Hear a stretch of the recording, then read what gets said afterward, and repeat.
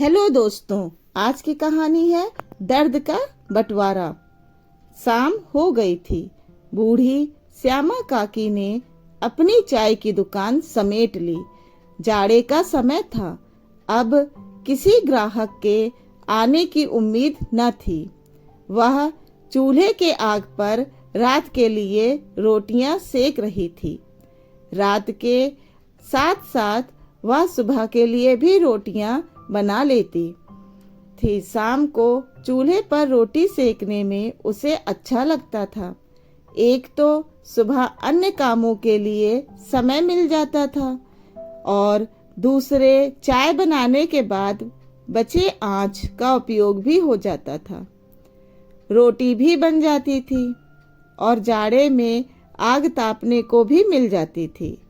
रात में तो गर्मा गर्म रोटी अच्छी लगती थी तो उसे बहुत अच्छा लगता था, पर सुबह रोटी ठंडी हो जाने पर कड़ी हो जाती थी, जिन्हें वह अपनी दुकान शुरू करने से पहले गरम करके चाय के साथ खा लेती थी। रोटी बनाते बनाते काफी पुरानी यादों में खो गई। यही घर है जहां आज से करीब 50 साल पहले दुल्हन बनकर आई थी। उसका पति लखन एक सीधा साधा इंसान था। थोड़ी सी खेती, यह घर और घर के बाहर यह चाय की दुकान, यही पूंजी थी। परिवार में श्यामा, लखन और उनका एक बेटा और उसकी पत्नी और बेटा थे। दोनों पति पत्नी ने आजीवन अच्छी तरह एक दूसरे का साथ निभाया। उनका बेटा मोहन भी एक योग संतान था। उनकी सारी बातें मानता था और हर तरह से अपने माँ और पिताजी की मदद करता था। उनको मदद करने और घर की आर्थिक स्थिति सुधारने के लिए ही तो शादी के 2 साल बाद ही मोहन शहर चला गया। वहां उसे एक फैक्ट्री में काम मिल गया। वह वहां मन लगाकर काम करने लगा और घर पैसे भी भेजता। घर की दशा सुधरने लगी।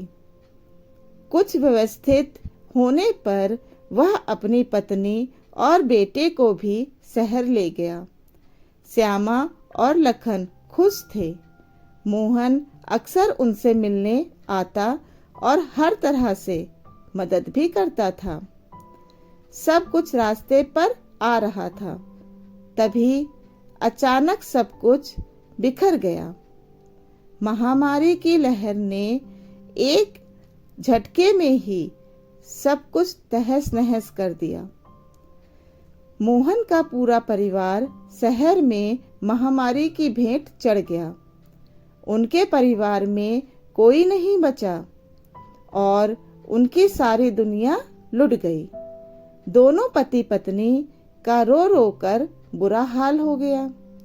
महीनों दुकान नहीं खुली, चूल्हा नहीं जला। दोनों बेसुध पड़े रहते थे। पर जिंदगी तो रुकती नहीं और जिंदा रहने के लिए पैसे तो चाहिए ही।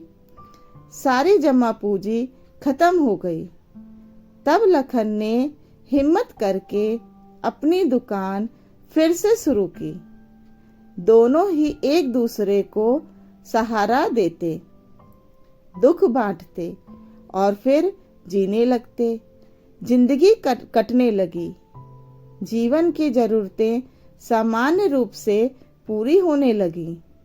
कुछ दिनों बाद आहत लखन भी चल बसा और श्यामा अकेले हो गई। जिंदगी की जरूरतें उसे अपनी दुकान चलाने के लिए बाध्य किए हुए थीं, पर अब उससे काम नहीं हो पा रहा था। वह तन मन से टूट चुकी थी। किसी तरह काम करके अपना जीवन यापन कर रही थी। उसे भी लगता कि इस बुढ़ापे में कोई उसकी मदद करता। प्रणाम काकी, एक कप चाय पिलाओगी? आवाज सुनकर श्यामा काकी ने सिर उठाया। सामने काशी खड़ा था। आओ बैठो, देखती हूँ, श्यामा ने उठते हुए बोला। भीतर से चाय के बर्तन लाकर चाय बनाने लगी। और बताओ काशी, क्या हाल है? श्यामा ने काशी को चाय देते हुए कहा। क्या बताऊं काकी, हाल तो एकदम अच्छे नहीं हैं। काशी चाय लेते हुए बोला। ऐसा क्यों बोलते हो बेटा? श्यामा ने कहा। तुम तो शहर में काम करते थे ना? करता था काकी, पर इस महामारी ने नौकरी छीन ली और किस्मत ने बापू को भी ले लिया। अब पास में ना तो पैसे हैं, ना कोई काम, ना कोई खेती बाड़ी। बहुत प्रयास कर रहा हूँ, पर गांव में कोई काम नहीं पा रहा हूँ। कभी कभी कोई काम मिल जाता है तो फिर 3-4 दिन तक कोई काम नहीं मिलता। माँ भी कभी कभी कुछ करके थोड़ा ले आती है। इस तरह काशी कभी कुछ खाने को मिल जाता है, कभी उपवास हो जाता है। ये भी कोई जिंदगी है? शहर जाकर भी देख लिया, कुछ ढंग का काम ना मिला। खर्च अलग बढ़ गया। माँ भी अकेले परेशान और बीमार हो गई तो लौट आया। अब क्या करूं, कुछ समझ नहीं आ रहा। काशी थोड़ा रुका और फिर बोला। 2 दिन से घर में चूल्हा नहीं जला है। माँ पड़ोस से थोड़े से चूड़े मांग कर लाई थी, वही खाकर पानी पिया है। सर दर्द से फटा जा रहा है, तभी तुमसे चाय मांग ली, पर चाय के पैसे भी मेरे पास नहीं हैं। जिंदगी ने बहुत दर्द दिए हैं काकी, ऐसी जिंदगी से मौत भली, लगता है मर जाऊं। कहते कहते काशी रोने लगा। अरे ना रे पगले, रो मत। माँ की सोच, उसका क्या होगा? तेरे अलावा उसका है ही कौन? औलाद के बिछड़ने का दुख मैं जानती हूँ, और तुझसे चाय के पैसे कौन मांग रहा है? ले, चाय के साथ रोटी भी खा ले। अपनी माँ के लिए भी रोटी और चाय ले जाना। श्यामा काकी ने उसे रोटी देते हुए बोली, आत्महत्या महापाप है, नहीं तो मैं न कर लेती।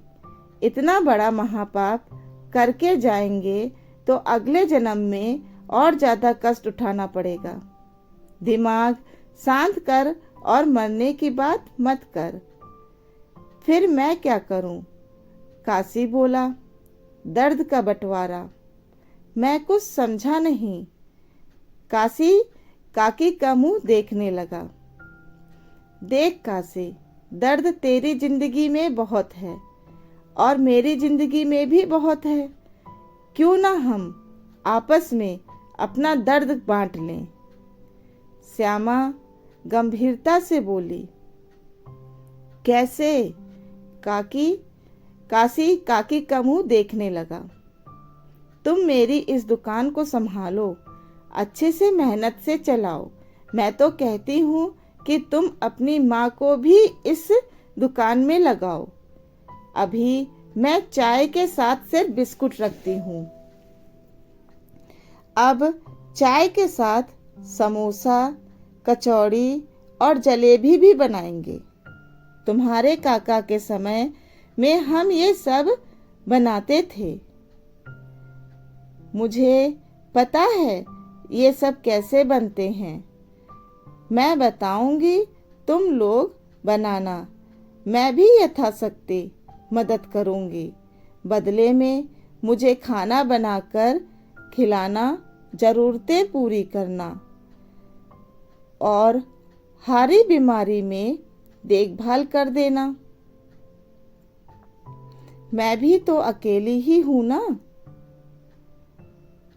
मुझे बुढ़ापे में देखभाल करने वाला मिल जाएगा और तुम्हें काम।